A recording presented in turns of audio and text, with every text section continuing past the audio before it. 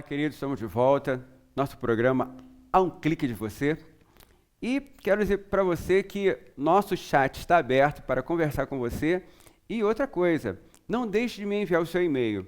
Algumas pessoas estão enviando, está sendo muito legal esse retorno, essas informações que as pessoas têm nos dado.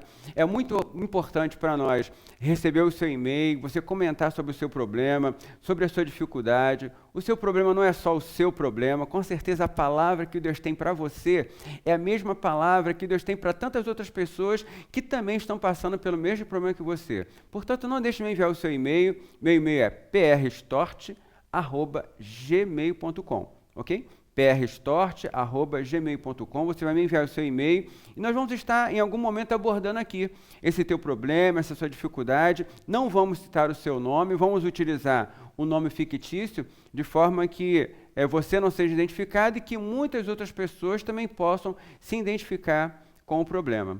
Tá ok? Eu tenho aqui agora um novo problema, uma dificuldade também que uma outra pessoa está tendo.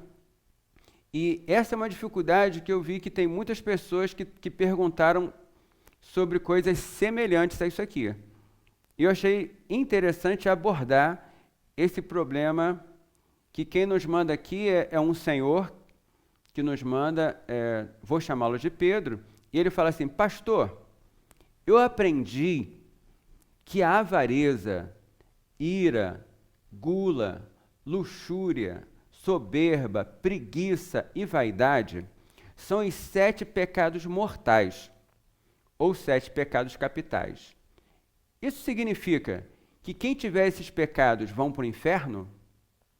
E o texto escrito na carta do apóstolo São João, no capítulo 5, 16, versículo 16, significa que nós não devemos orar pelas pessoas que têm estes pecados? Então essa aqui é a dúvida do Pedro. Então vamos aqui já por partes, Ele fala a respeito dos 7 pecados mortais, 7 pecados capitais, que na verdade esses 7 pecados, essas 7 atitudes ou ações, que estão ali abordadas, na verdade foi um resumo, estabelecido pela Igreja Católica, não é algo que está nas Escrituras, que esses 7 pecados, avareza, gula, preguiça, não quer dizer que esses 7 pecados são os 7 pecados mortais. A Bíblia tem uma abordagem muito maior que isso. Na verdade, todo pecado é pecado contra Deus. Todo pecado é uma desobediência, um desajuste com aquilo que é estabelecido por Deus. E morte, a palavra morte ela é separação, significa separação. E todo pecado leva à morte, todo pecado leva à nossa separação de Deus. Então todo pecado, como diz lá em Isaías 59, que diz que todo pecado nos separa de Deus. Então todo pecado leva à morte, não só esses 7 pecados. E eu quero ler aqui um texto em Gálatas capítulo 5, verso 19 ao 21, aqui tem uma abordagem maior com respeito a pecado. Aqui diz assim: porque as obras da carne são manifestas, as quais são adultério, prostituição, impureza, lascívia, idolatria, feitiçaria, inimizades, porfias, emulações, iras, pelejas, dissensões, heresias, já passou de 7 há muito tempo, invejas, homicídios, bebedices, glutonarias e coisas semelhantes a estas, acerca das quais vos declaro, como já antes vos disse, os que cometem tais coisas não herdarão o reino de Deus. Então aqui, na verdade, querido, não só aqueles 7 pecados são mortais, todos os pecados, nos separam de Deus. Todos os pecados fazem com que nós não venhamos a herdar o reino de Deus. Isso está decretado. Não tem nenhuma outra história diferente, diferente dessa. Agora, você cita uma outra coisa que eu quero também abordar, quando você diz que se não é para orar por essas pessoas por causa do texto de João. Então, eu quero também aqui já abordar de cara essa situação e vamos aqui fazer um bolo aqui e conversar sobre tudo junto. O texto que o nosso amigo Pedro aqui manda para nós, que na verdade ele quer falar, é da primeira carta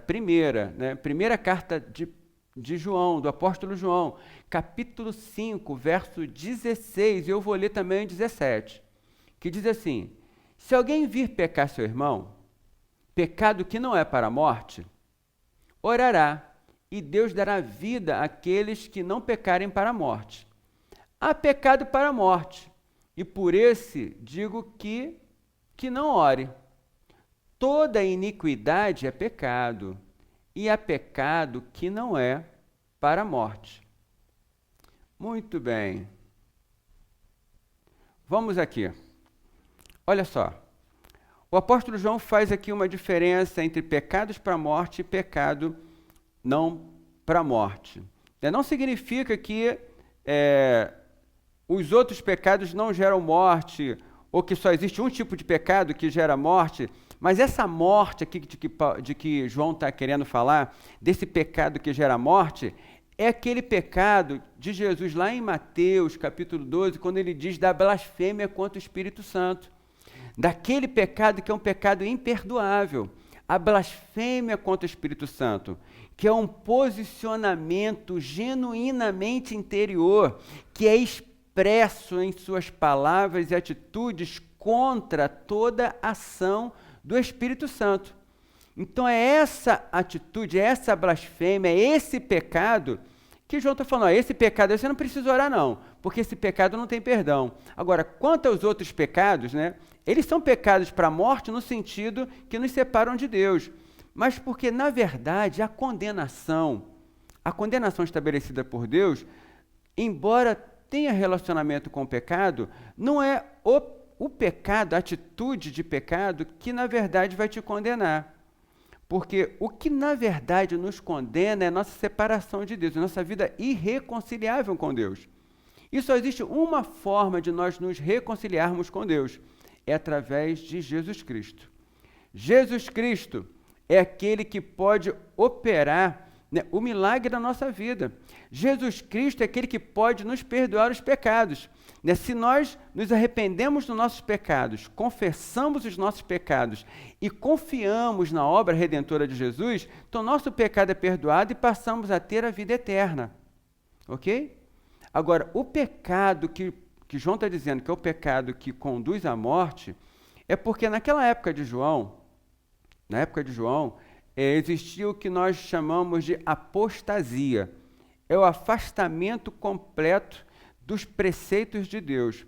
Existia muito na época de João, muitos homens que querendo se aproveitar de uma atitude contrária a Roma, ou querendo se posicionar contra a religiosidade judaica, se uniam aos apóstolos, tentando se juntar a eles para somarem uma oposição a Roma e à religião judaica. Então, esses homens, segundo João, eles não eram homens de Deus, na verdade. Eles estavam entre eles, mas não eram de Jesus. Esses homens, muitas vezes, confundiam a mente das pessoas e levavam um monte de gente com eles. Esses homens blasfemavam contra o Espírito Santo, esses homens rejeitavam a obra de Jesus. Então, esses homens tinham pecado de morte. Por que eles tinham pecado de morte? Era um pecado que separava eles e todas as outras pessoas que os seguiam de Deus. Então, o que acontecia? João falou assim, olha, por esses, eu não oriento que vocês orem. Na verdade, ele nem proibia que orasse. Ele dizia, por esse eu digo que vocês nem orem. Mas há pecado que não é isso. Há pecado que não é uma rebelião costumária. Há pecado que é pecado. A pessoa pecou, errou, tropeçou, caiu, mas se arrependeu. Confessou seu pecado e Deus o levanta novamente. É assim que acontece. Portanto, Pedro, você que mandou um e-mail, quando você fala assim, as pessoas que fazem tal pecado, eu não devo orar por elas? Não, você deve orar por todas as pessoas.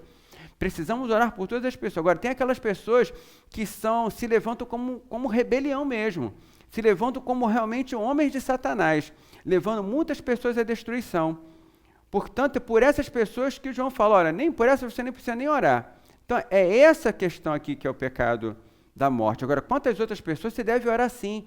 Você deve orar por os teus inimigos. Jesus não fala que nós devemos orar pelos nossos inimigos? Então, ore pelos seus inimigos, ore pelas pessoas que falam mal de você, pelas pessoas que são contra você, ore. Ore também por aquelas pessoas que ainda não confessaram a Jesus como o Senhor das suas vidas. Agora, o cuidado que a gente tem que ter é de ficar orando por pessoas que nós sabemos que são verdadeiros apóstatas da fé. Pessoas que se levantam como líderes, né? Aparentemente, poxa, esse homem é um homem de Deus, mas na verdade ele começa a falar coisas que não são bíblicas, começa a gerar dentro do seu ambiente costumes, né? ou acontecimentos que não são bíblicos, que não têm respaldo bíblico, e esses homens até falam assim, ó, se você não fazer o que eu estou mandando, você está indo contra o Espírito, não vai nessa não. Confronte tudo com a palavra de Deus. Aprenda a estar ali nas Escrituras para poder receber de Deus realmente se aquela situação é uma situação verdadeira. Dependa realmente do Espírito Santo. Não vá nessa de estar indo em qualquer vento, né? O próprio apóstolo João fala que haveria um momento que as pessoas iam ficar confusas com as coisas que ouviam. E justamente é o contexto que João fala aqui. Eu quero ler mais um texto aqui, lá em 1 João mesmo, no capítulo 2, no verso 18, quando João fala o seguinte: filhinhos, é já a última hora, e como ouvistes que vem o anticristo, também agora muitos se têm feito anticristos, né? Muitos, né? Naquela época de João, têm se feito anticristos, por onde conhecemos que já é a última hora. Saíram de nós, mas não eram de nós. Olha só, é por esses que não é para orar.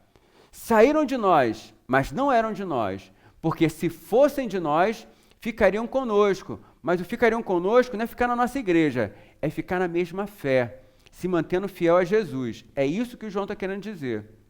Mas isto é para que se manifeste que não são todos de nós, mas vós tendes a unção do Espírito e sabeis tudo.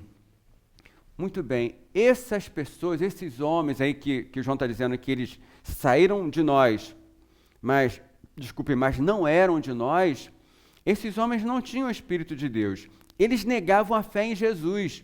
Eles estabeleciam costumes, estabeleciam hábitos, mas que não tinham respaldo, né, no Evangelho do Senhor Jesus. Não estava respaldado pela ação redentora do Senhor Jesus na vida do homem. Eles procuravam se promover nas suas posições. Até hoje nós vemos muito disso. Infelizmente, nós temos visto aí muitos anticristos.